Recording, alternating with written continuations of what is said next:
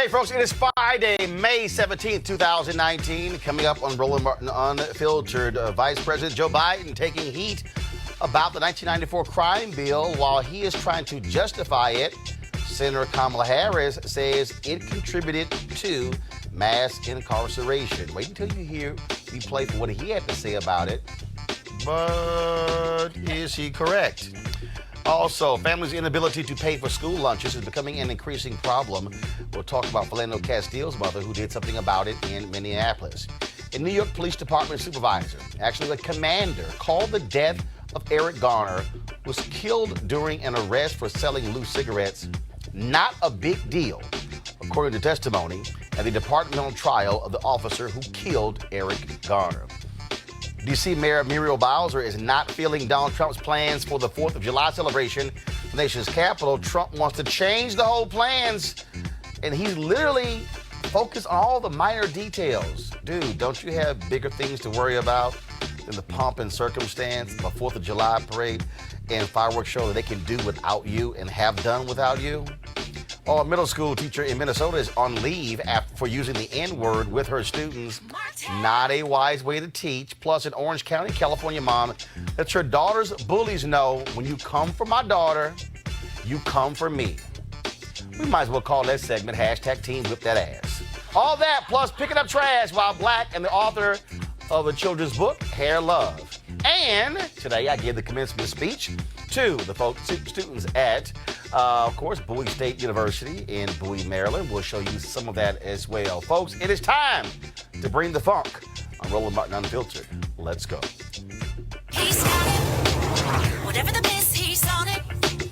Whatever it is, he's got the scoop, the fact, the find. And when it breaks, he's right on time and it's rolling. Best believe he's knowing.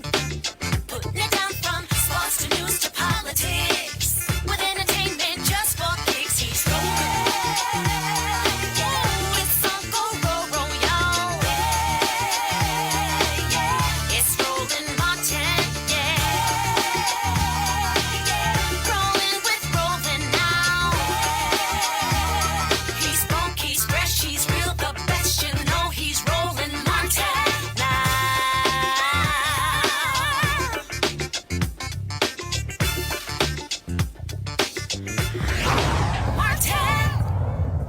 2016, Hillary Clinton got nailed big time by African-American social activists because of her super predators comment, which was in defense of the 1994 crime bill. All the people kept criticizing her and her husband, President Bill Clinton, who signed that into law.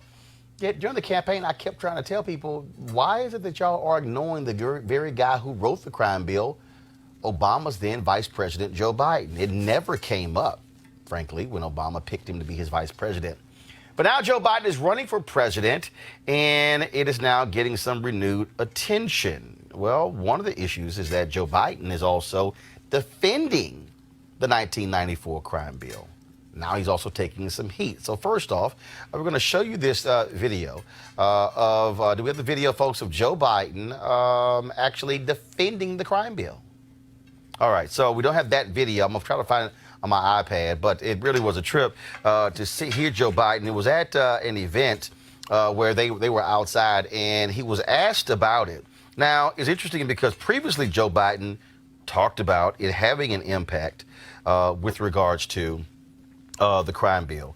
But then all of a sudden now he backtracked. Well, now he's out saying, hey, it had no issue. It did not have an impact on mass incarceration at all. And again, he knows this is going to be an issue.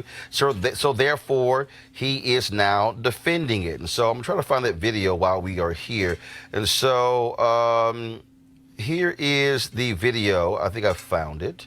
I believe I found it, of Joe Biden speaking there. This is a short clip. I'm going to play a longer clip, but here's a short one. Nationally beat the NRA. Because when we did the crime bill, everybody talks about the bad things. Let me tell you about the good thing in the crime bill. It's the one that had the assault weapons ban, a limited number of bullets in a clip. It made sure that cop killer bullets, Teflon bullets weren't available any longer. It opened up the whole effort to make sure there's background checks for the first time in American history.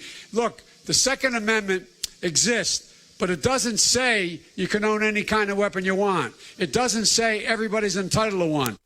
I'm the only guy ever nationally beat the NRA. All right, folks, introduce our panel. Joining us right now is Johanna LeBlanc, National Security and Foreign Affairs legal analyst. Also joining us is, of course, White House correspondent, Talk Media News Network, John Christopher Bua, and Barbara Arnwine, President, founder of the Transformative Justice Coalition.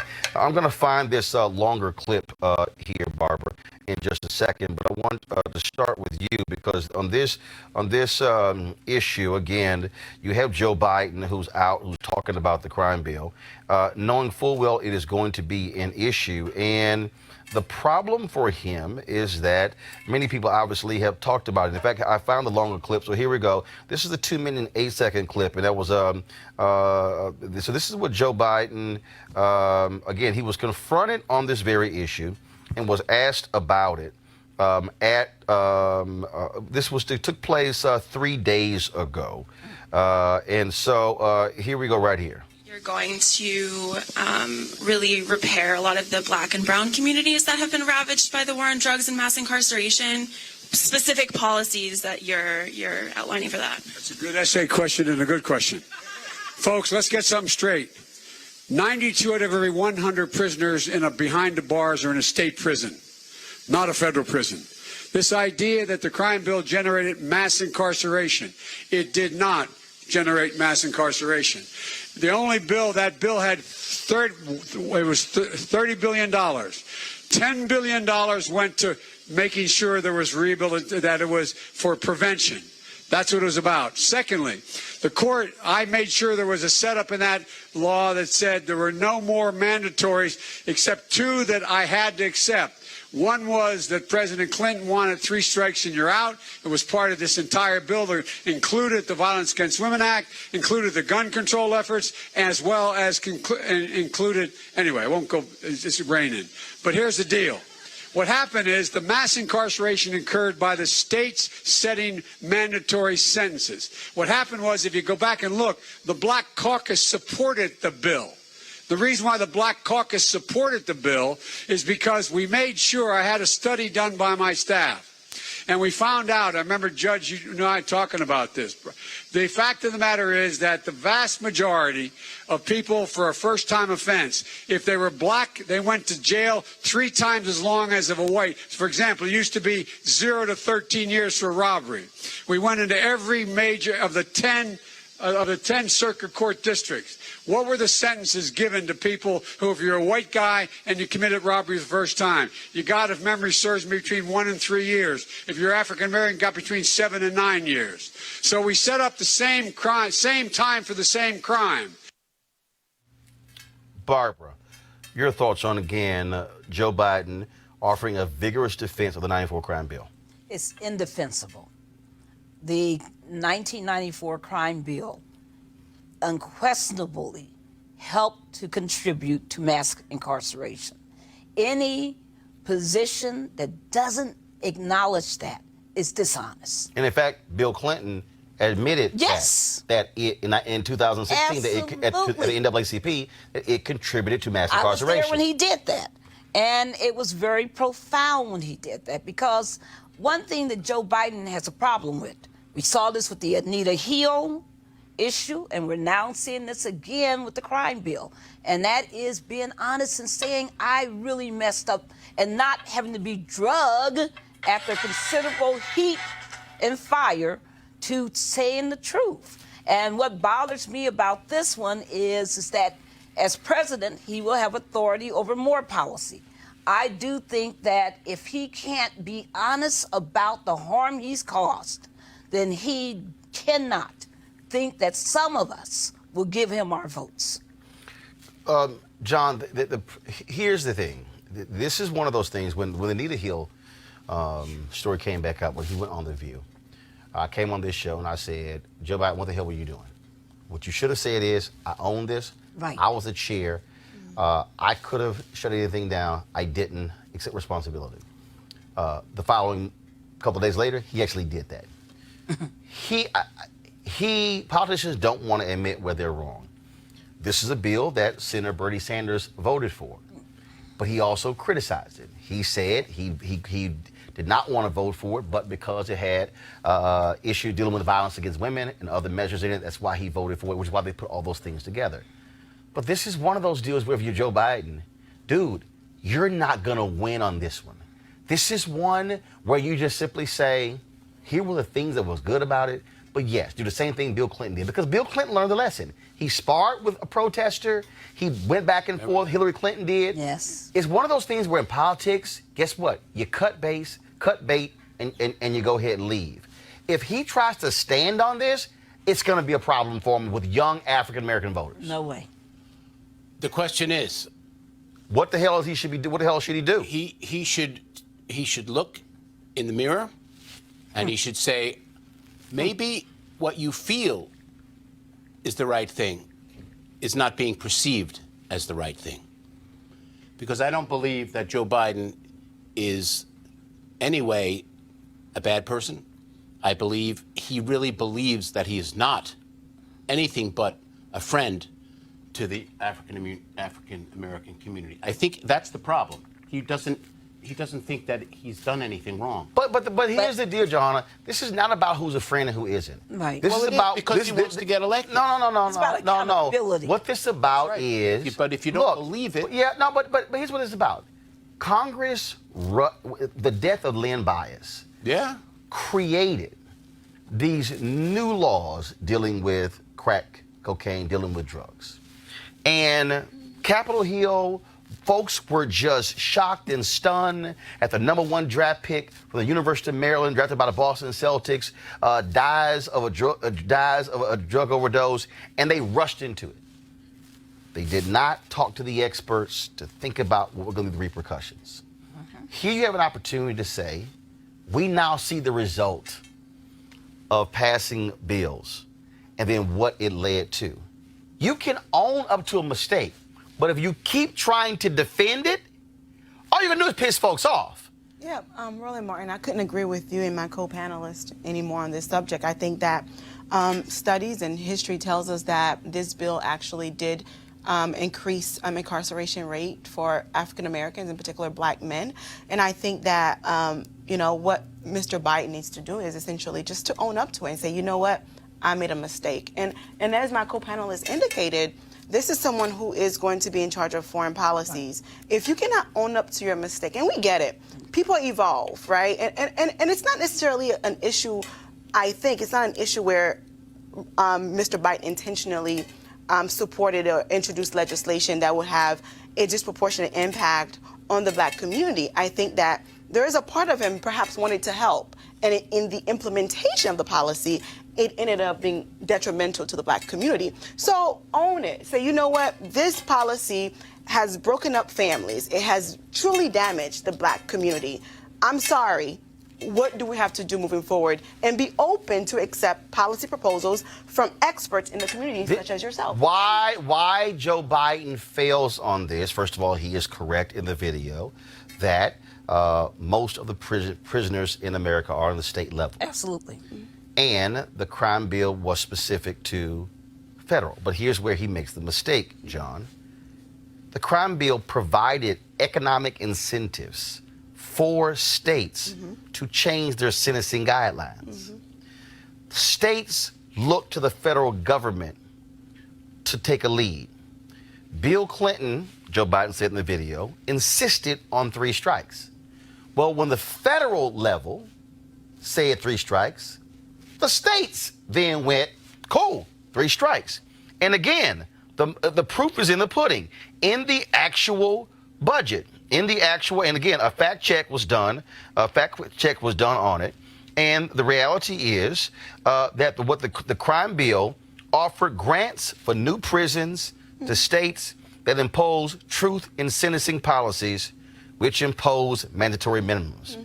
The mass incarceration, it exploded as a result of the mandatory minimums. And that's what Joe Biden has to own up to. Well, Joe, own up to it. Because there's a lot of people in this country think that you are the only one out there who can defeat this president, Donald Trump. So get with it.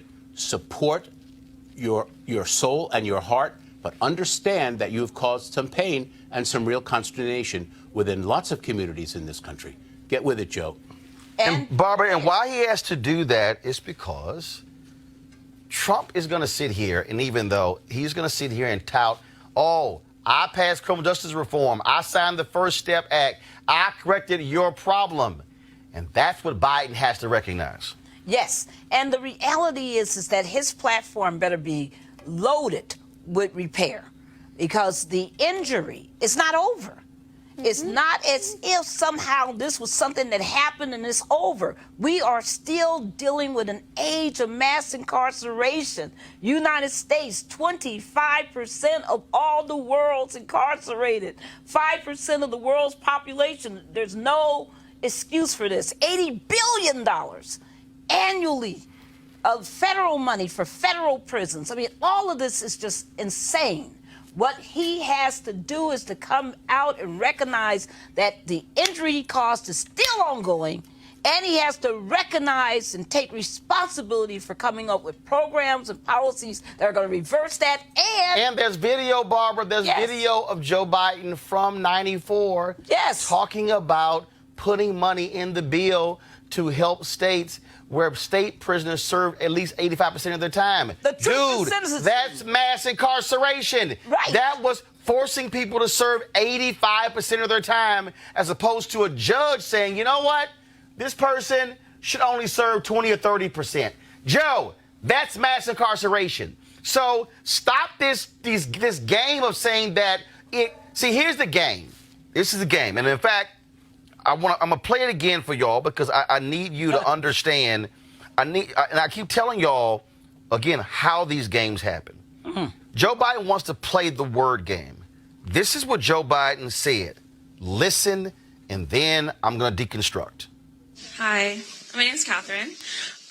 So I'm gonna bring up the bad part of the crime bill that you sort of referenced. So I'm curious how you're going to really repair a lot of the Black and brown communities that have been ravaged by the war on drugs and mass incarceration, specific policies that you're outlining for that. That's a good essay question and a good question. Folks, let's get something straight. 92 out of every 100 prisoners behind the bars are in a state prison, not a federal prison. This idea that the crime bill generated mass incarceration, it did not generate mass incarceration. He says, didn't generate mass incarceration. Now, the prison population in America exploded beginning in 1970. So, it is correct that the 1994 crime bill did not create mass incarceration. It was Richard Nixon's, his tough on crime policies, also on the state level, coming out of the civil rights movement. Strikes you out. Don't miss that. Beginning in 1970. So you go forward in this 24-year period. Then you get to the 1994 crime bill. The 94 crime bill exacerbates what was already happening. And so again, this is a huge thing for Joe Biden. He wants to he doesn't want to trash it. All he has to do is to say the intentions that we had were this. You were saying this earlier. We did not realize it was going to cause this. Yes. Joe Biden can't get around that 85%. And not only he can't get around that. And not only If you were, hold on, let me if you were a state and the federal government says, we've got several $1 billion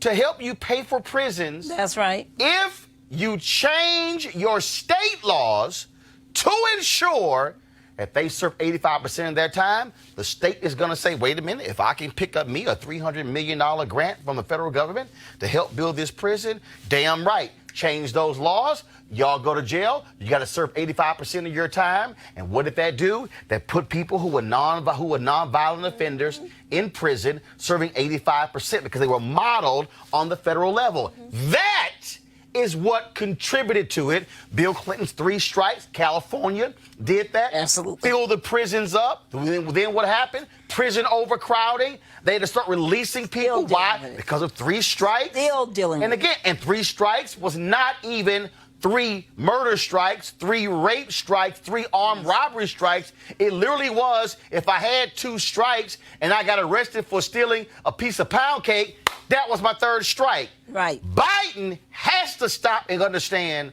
that that's a problem. And let me tell you something right now. He's going to get crushed in that first debate if he tries to do that. Final comments on that. Johanna first, and then John, and then Barbara. And not only admitting the fact that, this policy has had detrimental impact on the black community, not only that, but also Hold on. providing Latinos, white folks too. Absolutely. Let's be real clear. Absolutely. But not only that, but also, proposing a comprehensive legislation to address some of the wrongs that have been done in the past as it relates to incarceration. Absolutely. You have to think about it. Families have been broken apart, right? You have children being raised by single parents because of Biden's policy, right? So I need to know what policies does Biden have in place to ensure that the issue of mass incarceration in America is properly addressed. John? I like that. I think it's a good question. And Mr. Former Vice President, hear that, because people are upset, rightfully so. And if you are the next president and you have a Congress that will support this kind of legislation, now is the time. This problem of the crime bill is ongoing. Vera Institute just released last week a report on the growing mass incarceration of black women, and the total increase in the last number of years. Our communities have been destroyed by this bill. Nothing less than a full I apologize. I take responsibility, and I'm going to do everything in my power to repair it. Nothing short of that is acceptable. Again, he's going to, if he does it, I doubt it.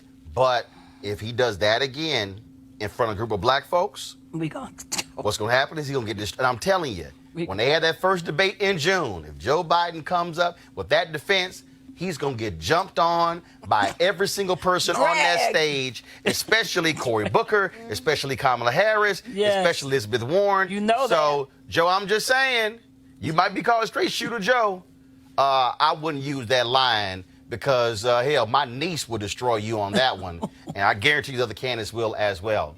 Folks, we'll talk about what is sick in this nation, is that how you can have Donald Trump and others tout this being the richest nation in the world and all of our vast resources, how we have the most powerful military in the world. So how in the hell do we have 75% of U.S. school districts reporting student meal debt? In Rhode Island, students who hadn't paid for lunches, they got cold meals until a company stepped in and actually paid for it. In New Hampshire, a lunchroom employee, y'all, was fired. Ridiculous. For allowing a student to take food and to pay the school back the next day. In Minnesota, one high school attempted to prevent students from attending the graduation ceremony if they had lunch debt. And Philando Castile's mother paid off the school lunch debt for students at Cooper New High School in New Hope, Minnesota. The money was donated last month on behalf of the Philando Castile Relief Foundation. It was around $8,000 or so. What is crazy, John, is we literally are talking about penalizing kids because of school lunch debt? I am an adjunct professor here in Washington, have been for 11 years. I have students who have to work 3 jobs to pay off their meal plan. These are not the elitist kids. These are hardworking kids. What I find abhorrent and really, really disgusting, and the root of all of this dumbing down of America, because the stupider you are, the more you will actually vote for Donald Trump, is that our Secretary of Education, Betsy DeVos, brother of Eric Prince, and we all know what he's all about, never even had an education degree, and she has never taught a class of students in her life. This is a disgrace. This is where we're headed as a country. to shame students. I mean, many kids, as we all know, we travel around, we go all over the place, Roland. Sometimes it's the only meal that these young kids get, is this meal that they're getting in school. How the hell, Johanna, literally, we're not gonna let you graduate because of school lunch debt. And then in Rhode Island, oh, the hell with that. Here's some cold food. Oh my goodness. You know, You can't think without food in your belly. How callous is that? When I read that story, it literally broke my heart because as someone who came from very humbling beginnings, I had to rely on food stamps to get through, you know, undergrad and such, and high school. And so I understand what it's like to not have money to eat, right? And when you cannot eat, when you don't have a proper meal, you can't focus, you can't think, right? You can't succeed in the classroom. And the fact that America is so rich, right? We have all the resources. This is not an issue about the country not having enough resources to feed these children. It's about people just don't care about poor people anymore in this country. Where's the humanity, right? I mean, these kids, we have the resources to ensure every child in America has a hot meal before class starts, right? And we're not doing that, and it's heartbreaking. Well, it puts the lie to this. It really puts the lie to this whole mythology that we got this great economy, when in reality, hunger has gone up in this country. In reality, poverty has gone up in this country. In reality, the jobs, the quote unemployment, the jobs people are working aren't paying enough. Mm-hmm. That's why parents can't pay for their children to eat at school, because we're not giving them the quality jobs that pay them the kind of money that they can have the ability to feed their own families. Yeah. This is the tragedy of America. And when we, I just think that we got to really be very clear that this vulture capitalism economy that we live in right now is just siphoning off everybody's ability to succeed. So it's very, very, very important that we come up with other measures to, instead of punishing children, punishing the children, that we come up with other measures that allow people to eat, be fed, and to be able to go to school. Now, let me tell you, Roland, I was one of those kids, too, who had to hide out in the library during lunchtime because I didn't have the money to buy lunch. And I'm very, very lucky that I got through all of that.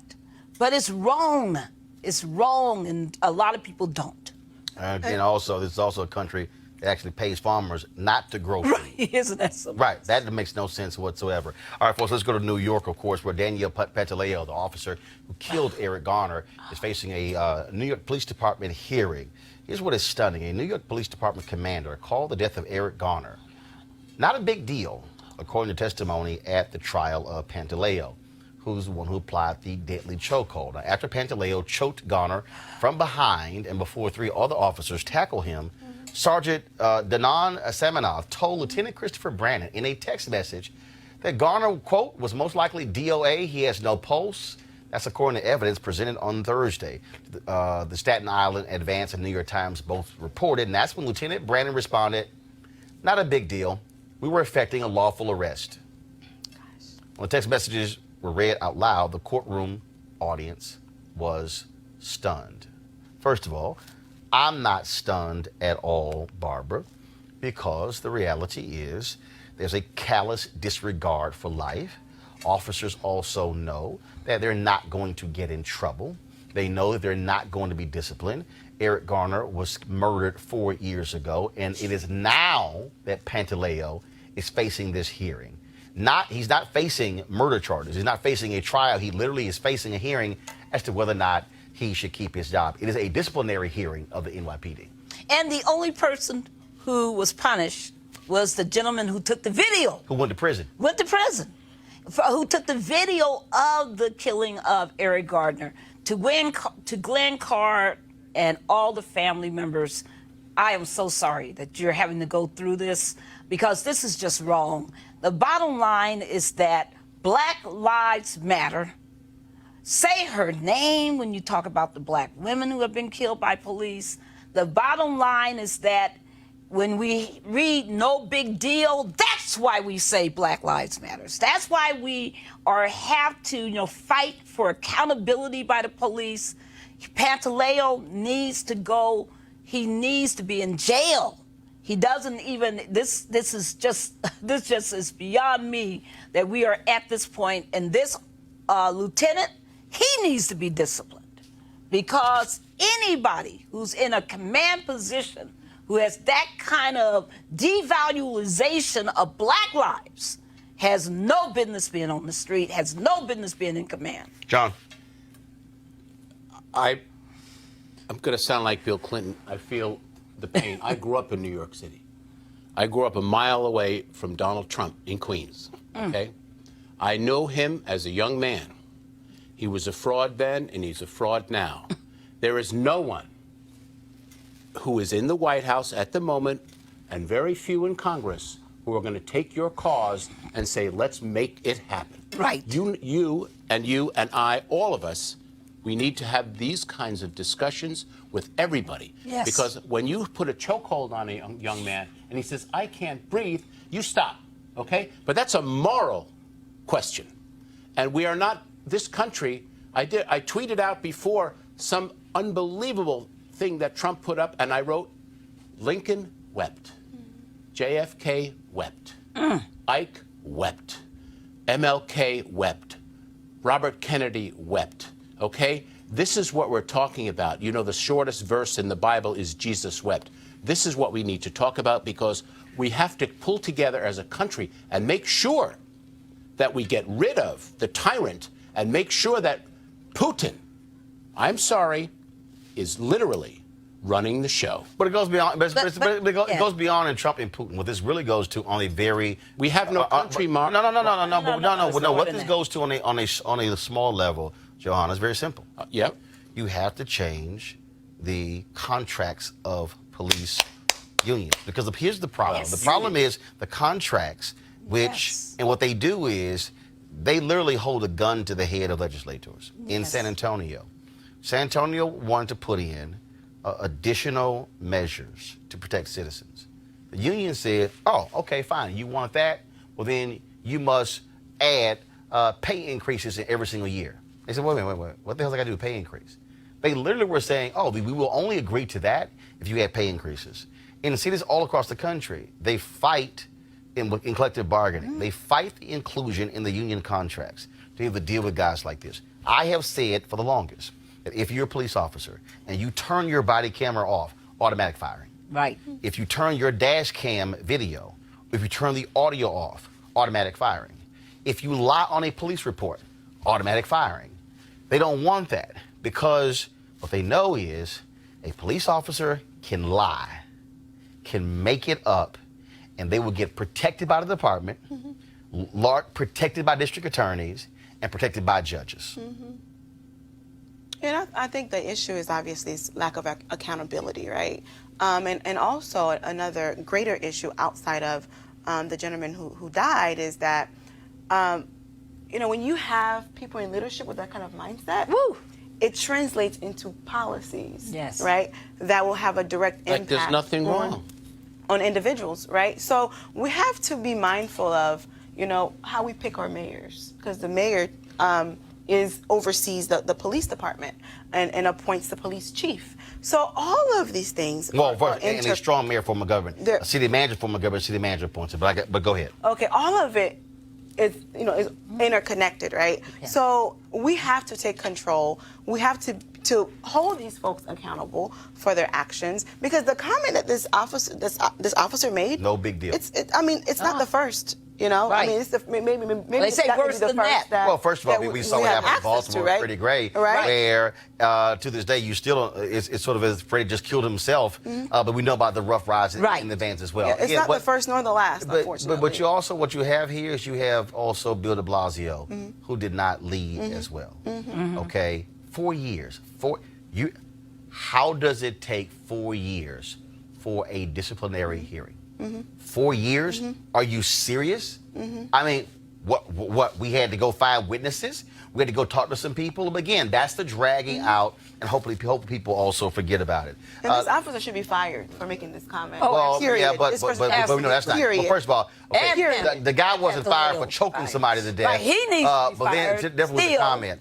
Folks, let's talk about again. I do get sick and tired talking about him. But every 4th of July, there's this huge fireworks display here in the nation's capital.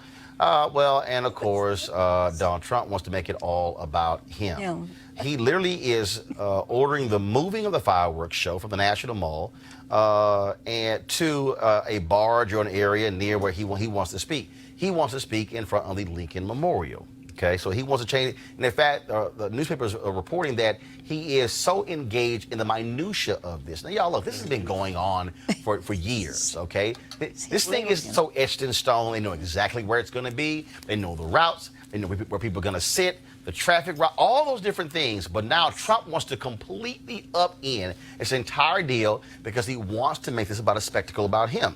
Why? Because we went to the day of Bastille. What happened there? Bastille Day. He saw, oh my God, all of this pageantry, and I want one of these. So he came back in here and ordered, we're going to have a grand military parade.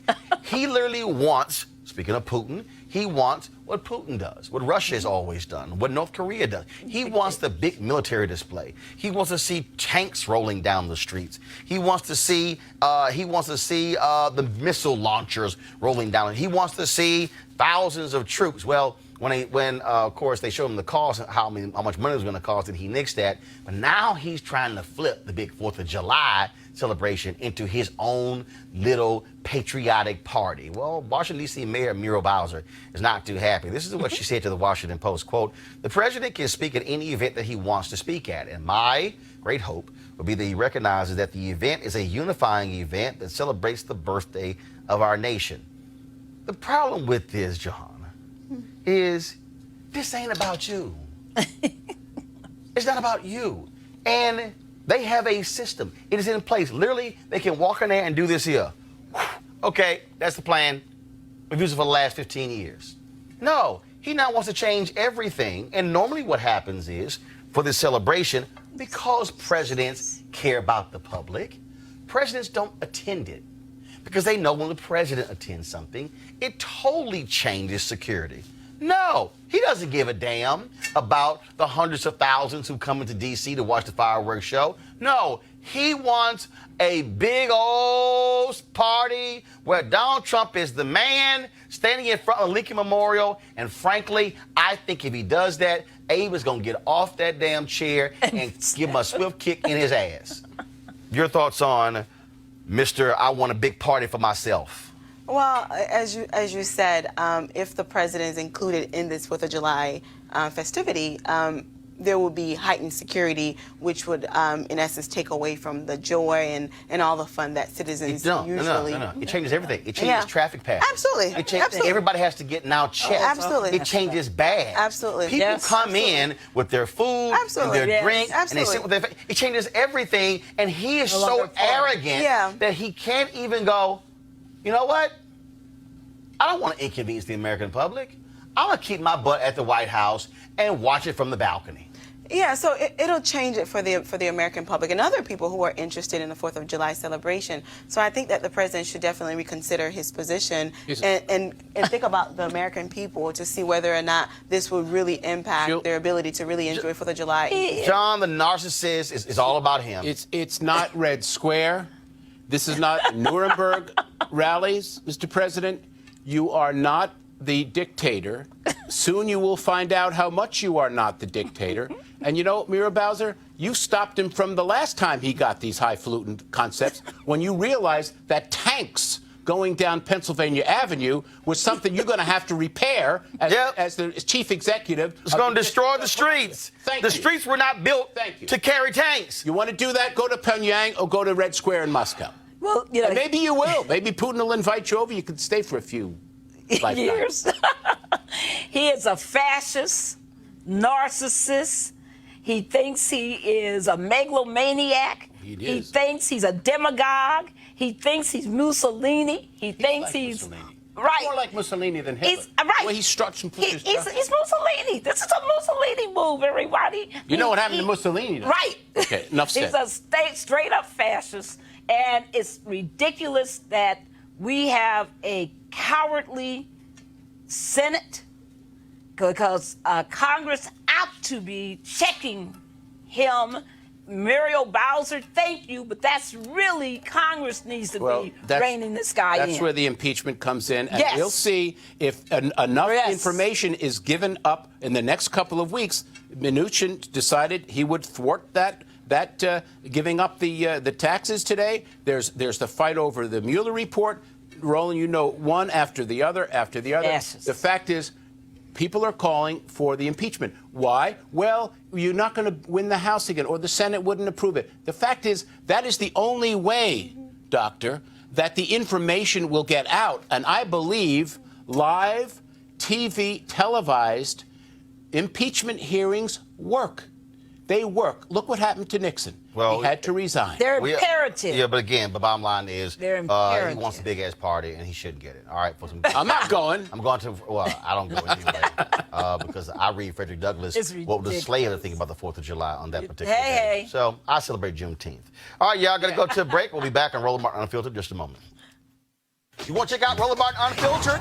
YouTube.com/Roland S. Martin. Subscribe to our YouTube channel. There's only one daily digital show out here that keeps it black and keep it real. It's Roland Martin Unfiltered. See that name right there? Roland Martin Unfiltered. Like, share, and subscribe to our YouTube channel. That's YouTube.com/Roland S. Martin. And don't forget to turn on your notifications so when we go live, you'll know it. All right, fam, I invited you to come out swinging and join me for a day of golf at the University for Parents Golf Tournament on Saturday, June 22nd in Southwest Atlanta's Wolf Creek Golf Course. It's a golf tournament with a purpose, a fundraiser for the University for Parents, a program designed to empower parent learners through education, inspiration, and support. It's all a part of Susan Taylor's National Cares Mentoring Movement. Now, when you empower the parents, you empower the children as well. Location of the tournament is 3000 Union Road, and the shotgun start time is 9 a.m. To register, go to www.u4parents.org, letter U for parents.org. For more information, be sure to call 770-316-3487, 770-316-3487. I certainly hope to see you there. All right, folks, it's time for another edition for Crazy Ass White People. No chocolate girls are allowed. I'm white. I got you, huh? Illegally selling water without a permit On my property. Whoa! Hey! You don't live here. I'm uncomfortable. All right, y'all. A Minnesota teacher has been placed on leave after a video showing her using a racial slur while speaking to middle school students went viral.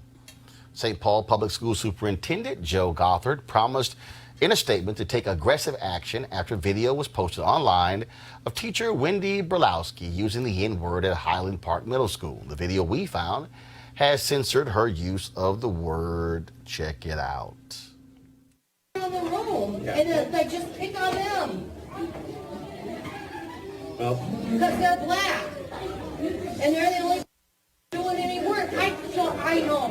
I'm sorry. No, that's what you've been saying. That's what she's repeating what you're saying. But I'm sorry. I'm sorry. I don't feel sorry for Wendy. Y'all know Wendy gonna lose her job, and I keep telling y'all. He needs to. But I keep telling people, Never every time one of these crazy white folks do something, black people should line up for that job. We Yes. will end black unemployment like quickly if that happens. Now let's go to, this is not a crazy ass white person. This is a straight up real sister. One thing you don't do is play with black mamas when it comes to their kids. Unfortunately, students at Nagale Hills Middle School in Orange County, California did just that. When Kristen Tinsley found out that her daughter was being bullied and sexually harassed by classmates. Let's just say her mama decided to roll to the school and she can be a charter member of #Teen Whip That Ass. That's one of my daughter. She's a girl. Y'all are boys, okay? if y'all bully my daughter, if you look at her the wrong way, if you breathe the wrong way, send your mom to me. Sisters, aunts, anybody over 18, I'll fuck them all up. Do you understand me? Leave my daughter alone, and I'm not going to say it again. But if I have to go to every class, I'll do that. And I'm letting you know right now, any mom, any sister can catch these hands, okay? That's Period. how pissed I am.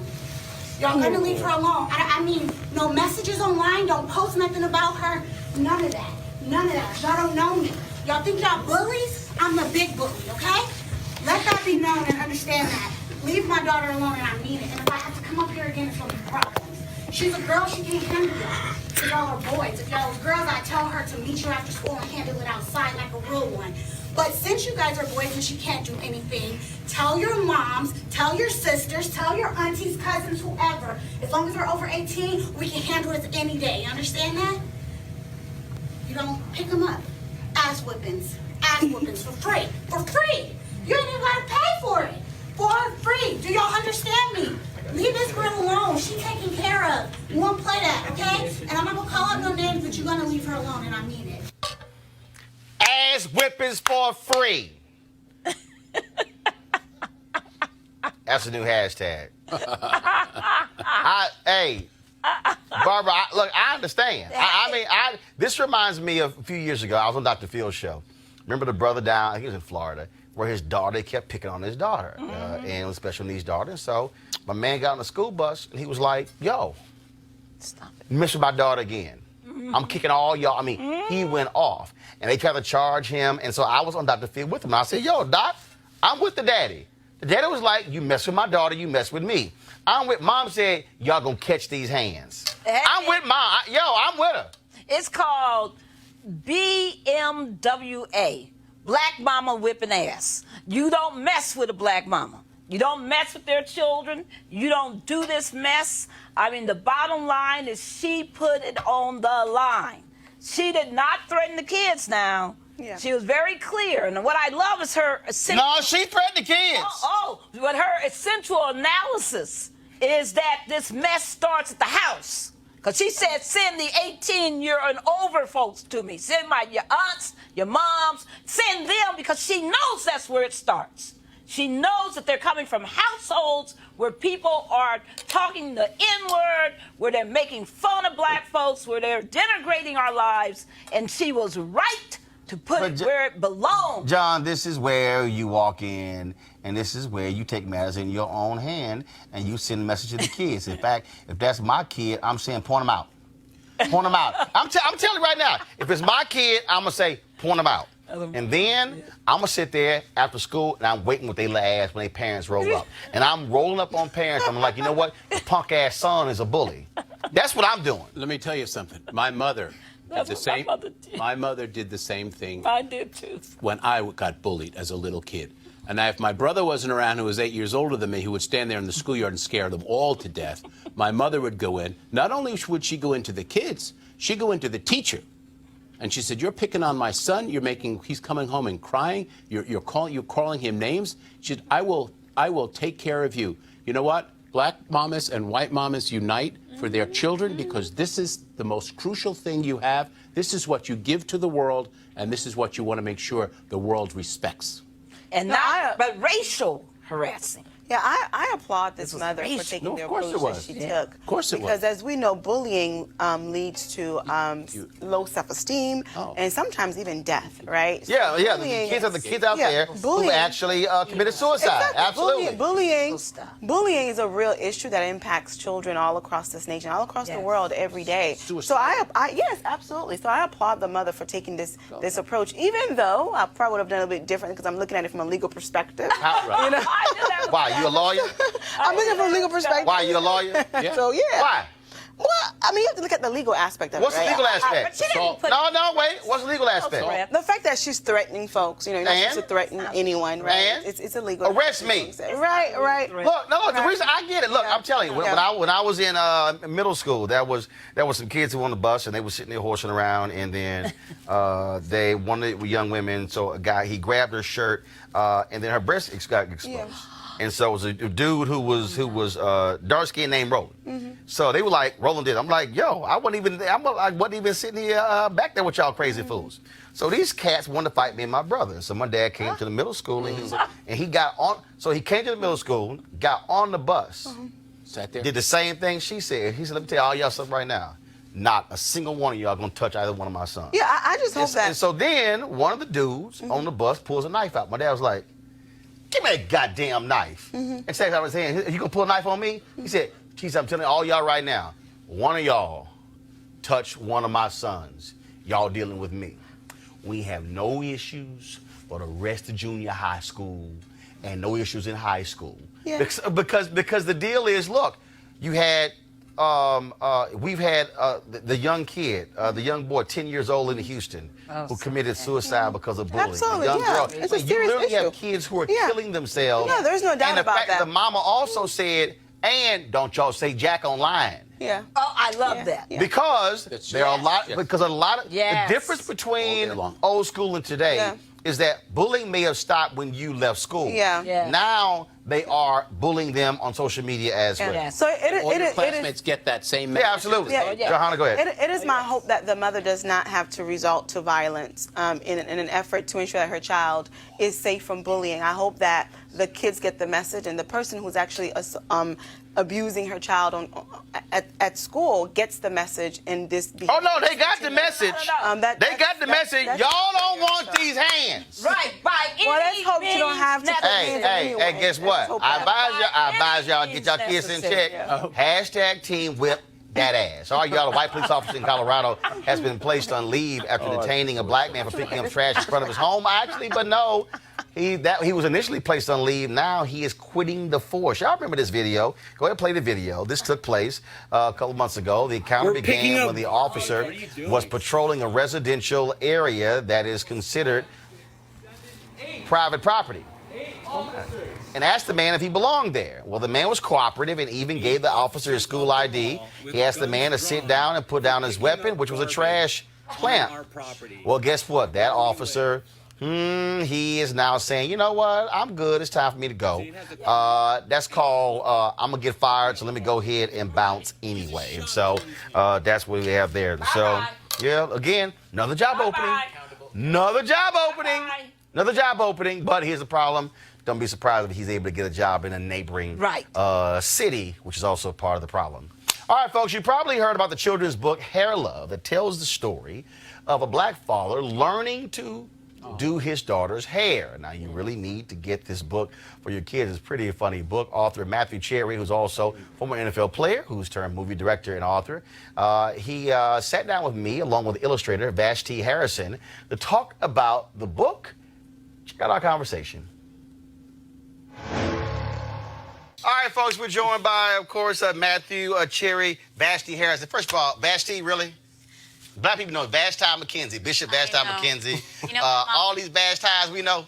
my mom is Trinidadian, and in Trinidad they say Got it. See, Yeah. they say Vashti. exactly. They say Vashti. Now, when they hopped across that pond, it was like you come to America like Vashti. Exactly. And black people draw it out. Vashti. Mm-hmm. So when y'all on the road, how often do you hear Vashti? I hear lots of different things, but Vashti is pretty common. Yeah, I probably call there 3 different versions myself. So how did this book originate? You know, I had this idea to do a animated short film, of a dad trying to figure out how to do his daughter's hair for the first time, and the hair ends up having a mind of its own. Which is real life. Which is real life. I remember seeing all these viral videos of dads, just like playing with their daughters, like playing with them or doing their hair. And, it was kind of like a double-edged sword, because obviously it was really great that these videos were going viral. But also I was like, probably a reason why this is happening is because people aren't used to seeing it. Right. I think there are a lot of misconceptions and stereotypes that we're not involved in our kids' lives, let alone doing like these small, menial domestic tasks with our kids. And, I just thought it'd be a great opportunity to kind of show that we are in our kids' lives and try to, break some of these negative images that we have of ourselves. And then you got involved. Yeah. Yeah, that's right. So he launched the Kickstarter campaign and reached out to me to create some kind of art so that people would have an idea of what the movie was. And you had previously done children's books? Yeah, exactly. So I write and illustrate children's books, and I also do illustrations here and there for visual development work. And so that's what he was looking for. And I think it was during the process of the Kickstarter campaign that people had suggested and had the idea that we should produce it as a picture book. Now, I'm not technically involved in the movie, but when the book got picked up by Kokila Books, they reached out to me to ask me if I would consider illustrating the book. So it didn't have to be me, but it worked out that it was. So you did a crowdfund. Yeah. And how much did you raise?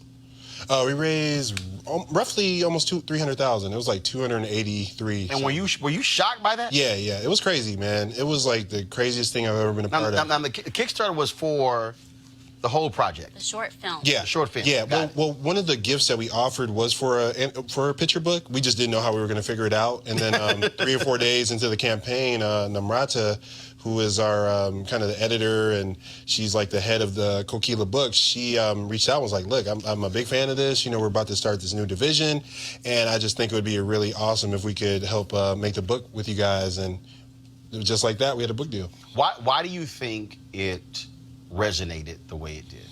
You know, I think it was a lot of things. You know, I think timing is really important. You know, I think at that time, you know, Into the Spider-Verse hadn't come out, and so, you know, there weren't a lot of images of Black fathers and daughters, or, you know, African-American characters in general, and really any animated feature films. You know, they had Princess and the Frog and the Rihanna movie Home, but at the time, that was really it. You know, maybe a couple of side characters. So, you know, my thing was just if we could do something that centers on a Black family, but actually have the hair be the thing that's magical and has a mind of its own, you know, we could kind of center it on that. And, you know, since then, obviously Into the Spider-Verse has come out and all these great projects that center us. So, you know, it's really great to see. And I think the more people that see stuff like this, and especially kids, get to see themselves represented, the better. Vashti, it is interesting when you talk about Black hair, how for non-Black people, it's like this thing. I mean, my godmother talked about being in China, and folks just want just to touch her hair. And then you can ask any number of Black women this whole deal, oh my goodness, can I touch your hair? Like, no, you just can't touch my hair. You think about the Chris Rock documentary, right. Was Good Hair? I think it was Good Hair, yeah. You think about all of these conversations, even just what just recently passed in California, where they've where the bill is going through to outlaw discrimination when it comes to hair. And it is something that is certainly different and unique to folks of African descent. Yeah, you know, I illustrate for a living. I draw pictures. I don't have the biggest platform, but I feel like with what I do, I can help normalize these things, normalize and create beauty and, you know, infuse a little bit of magic into the everyday life. So, you know, I make books for kids, and I want to encourage them to know that there's nothing wrong with the hair that comes out of your head. You can wear it however you like, and sometimes it can be magical. Because there are going to be influences from outside that are going to, you know, challenge everything that we do. But you know, if we can help them feel better about themselves from the ground up when they're that little, I think, you know, that's just one way to start. But I also think it's accepting what is normal. Right. I think back to a number of years ago, Earl Graves, of course, founded Black Enterprise, caused this huge stir when he made it clear. He said, you want to intern with Black Enterprise, you can't have dreads. His whole deal was, this is the standard in corporate America. This is in terms to understand that standard. Look, when it comes to dress, when it comes to suits and ties and look, and so we're going to train you for that. We think about NBA. It was really Allen Iverson in the corner to sort of change that. You had, of course, the brothers in the ABA with the big, huge afros, Dr. J. But again, it became this whole thing. Well, no. In order for us to, in essence, assimilate, we have to change. I think for African Americans, we can go down that road where change your hair, change your dress, change your tone, change your walk, your talk, all those things. Cam Newton going to the Good Carolina Panthers, owner saying, don't have a tattoo. Right. And so I think when you talk about normalizing it, it's saying, okay, that is normal. I got my wife and I raised 6 nieces. Hell, I've seen this constantly. Right. Matter of fact, I was with my nieces a month ago. They look just like this. I mean, it's normal, And now what is normal for us now is going out into the world, and that has to be accepted as well, that you can wear your hair natural if you're a television anchor. Yes. You can wear your hair if you're an athlete as well. Yeah, I mean, remember Ricky Williams when he was like one of the first NFL players to wear dreadlocks, and people were talking about him, acting like he was Jamaican and all this other stuff. And now if you turn on Didn't NFL help game, you love weed the amount he did. I mean, let's just be real, real honest. True.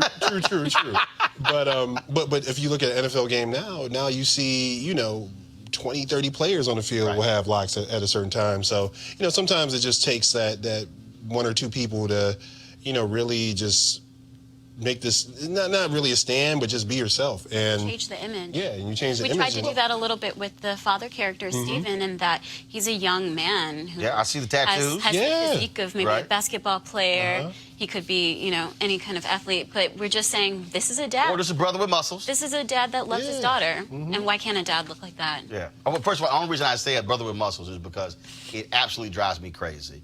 Anybody who follows me on social media knows this. It drives me crazy when I'm traveling and I have my Texas A&M gear on, or if I'm wearing Houston Astros, Houston Rockets, or Houston Texans, and the first assumption is I play ball.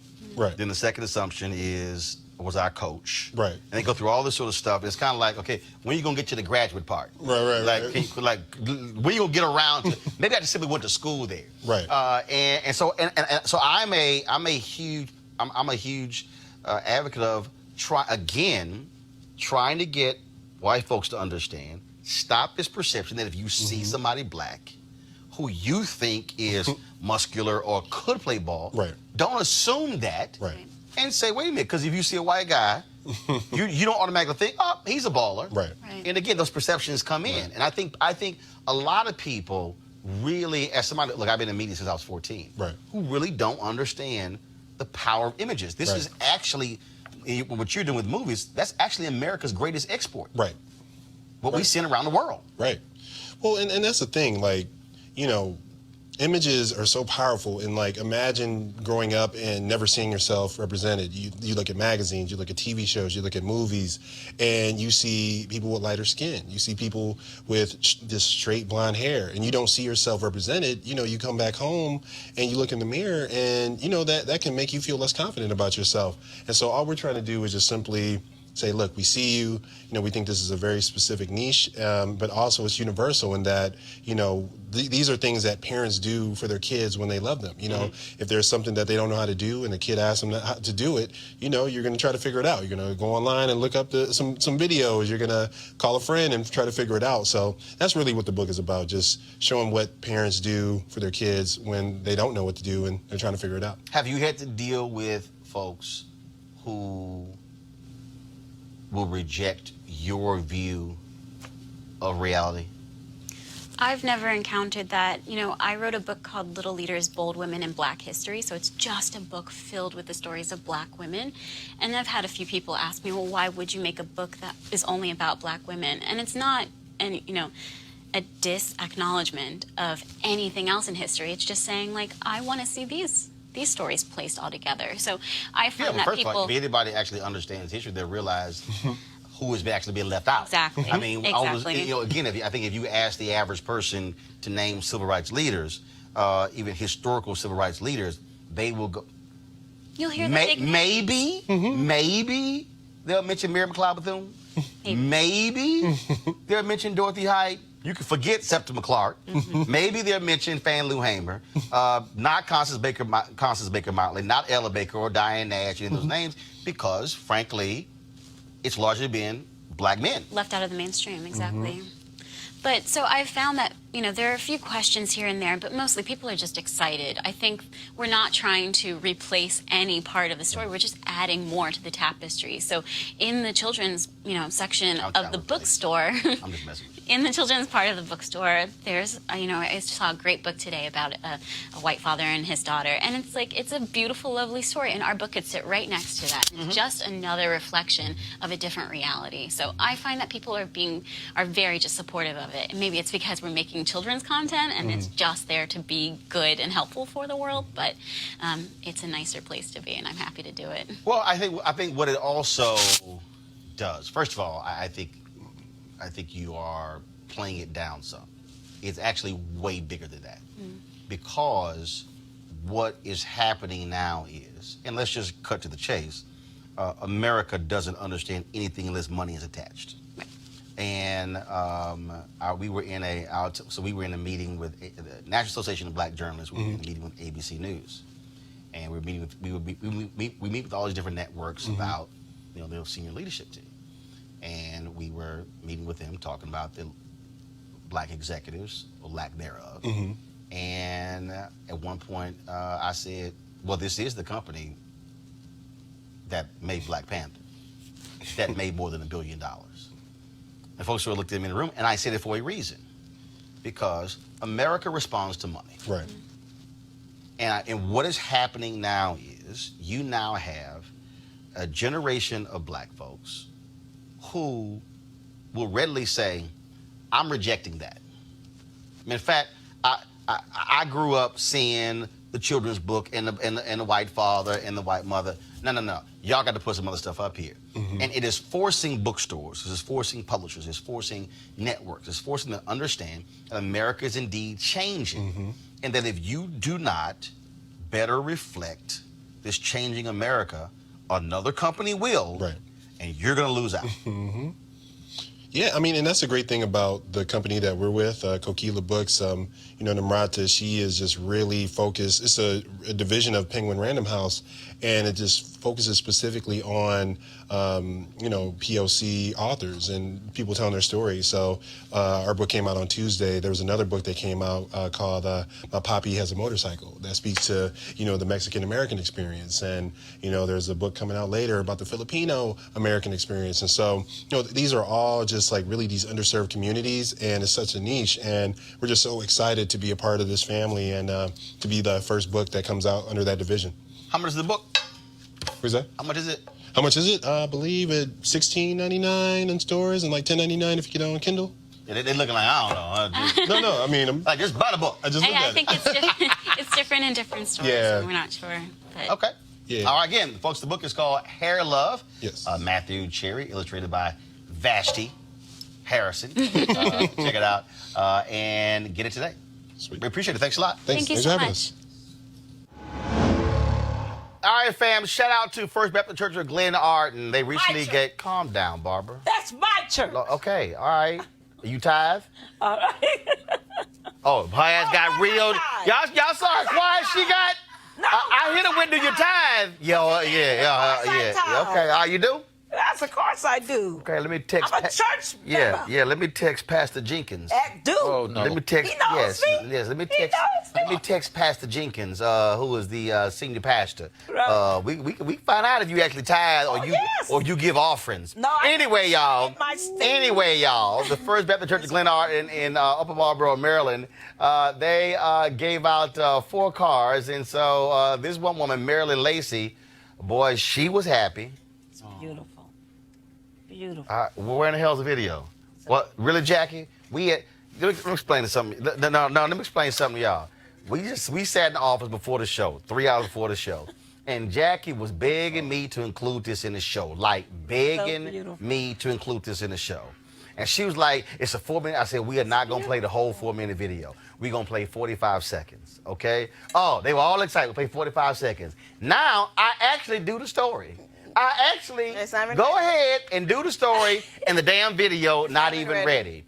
I literally had to stretch longer than what the video is. Now, what I don't understand is how it was in the show. And in fact, we normally end at 7. It's 7:08, and so you now talking about extra time, and the video wasn't ready.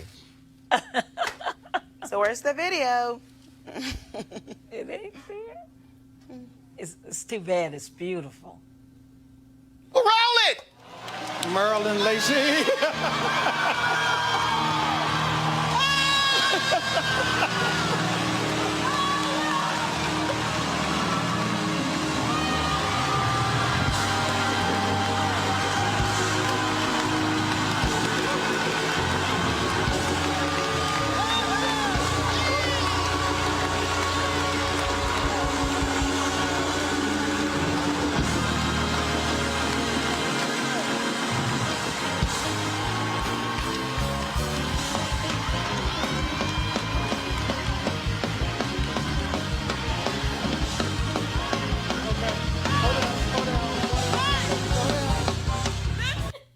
I think Maryland ran track in college because the original video was 4 minutes.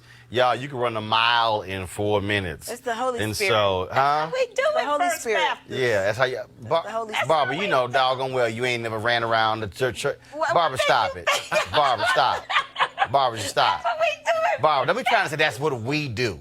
No, that's what she do. Don't be trying to say that's what we do. Barbara, you know you ain't ran around church. But y'all can't stand black people do that. Don't y'all can't stand black people do that. Somebody else does something, but that's what we do. No, that's what she do. That ain't what you do. Anyway. Up and down some steps. Yeah, okay, all right. Yeah, okay, all right, yeah. Yeah, we gonna check your iWatch to see how many rings you got. All right, final comment. Anything this week what we want to talk about? We'll start with John. Pray for our country. All right, that was quick. All right, Barbara. Definitely read the Vera Institute report on women in incarceration in jails. LeBlanc, what you got? The fact of the matter is, our nation is being faced with some challenges, economic, politically, and socially. So we have to rally ourselves and get educated on the various issues and act accordingly. Don't make decisions based on ignorance. Make decisions based on what you've learned and get the facts straight. So. All right, folks. Well, we appreciate that. Thank you so very much for joining me. Don't forget to support Roland Martin Unfiltered by going to RolandMartinUnfiltered.com. Join our Bring the Funk fan club. And we're gonna roll our credits, but also don't forget that if you don't see your name, let us know. So beginning on, because we're emailing everybody the promo code where you have a discount. And so on Monday, actually next week, I'll tell you about some products we're gonna have on sale where you can utilize your discount to actually get that. And also after this, so again, join the fan club. Only way you get the discount if you become a member of the fan club. You can use Cash App, PayPal, or even Square. Now, after this show, we're going to end this live stream. I'm going to actually play for you my commencement speech earlier to the graduates of Bowie State. And so trust me, you're going to enjoy that. Y'all know I don't do regular commencement speeches. I'm an irregular commencement speaker. And so this was the 17th commencement I've given, 15 of those at HBCUs. And so I definitely think you're going to enjoy it. The graduates definitely enjoyed it. Many of them told me that when I shook their hands, they crossed the stage with getting their degrees. And so we're going to stream that for you right after. Shout out to Dr. Bro, of course, who is she brought commencement back to the campus for the last 6 years. It was held on the campus of University of Maryland. The alumni, they really wanted to have graduation back on their campus. So for the first time this year in 6 years, graduation at Bowie State was held on the Bowie State campus. Of course, it's the oldest HBCU in the state of Maryland. So, all right, folks, I got to go. I will see you guys Monday from Palm Desert, California, site of Anthony Anderson's third annual Celebrity Golf Classic. And so we'll have sights and sounds from there as well. So you be sure to have a great weekend. Holla!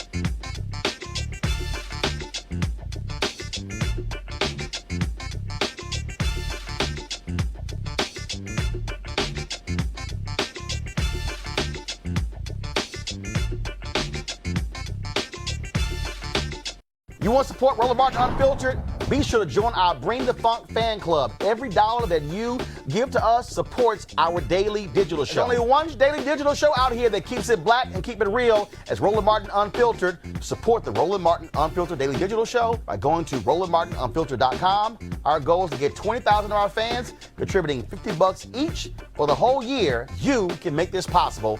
RolandMartinUnfiltered.com. You want to check out Roland Martin Unfiltered? YouTube.com/Roland S. Martin. And subscribe to our YouTube channel. There's only one daily digital show out here that keeps it black and keep it real. It's Roland Martin Unfiltered. See that name right there? Roland Martin Unfiltered. Like, share, and subscribe to our YouTube channel. That's YouTube.com/Roland S. Martin. And don't forget to turn on your notifications so when we go live, you'll know it. Hey fam, want to check out Roland Martin Unfiltered? The blackest show on all of digital, cable, and broadcast. Check out our audio podcast. There's only one daily digital show out here that keeps it black and keep it real. It's Roland Martin Unfiltered. Press play.